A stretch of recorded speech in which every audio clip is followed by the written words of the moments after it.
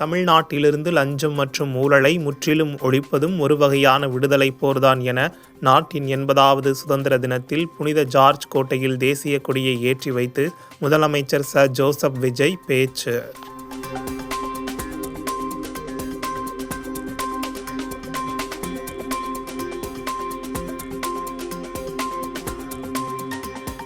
நெதர்லாந்தில் தொடங்கும் உலகக்கோப்பை ஆண்கள் ஹாக்கி தொடரின் தனது முதல் லீக் போட்டியில் வேல்ஸ் அணியை 3-1 என்ற கோல் கணக்கில் வீழ்த்தி இந்திய அணி அபார வெற்றி.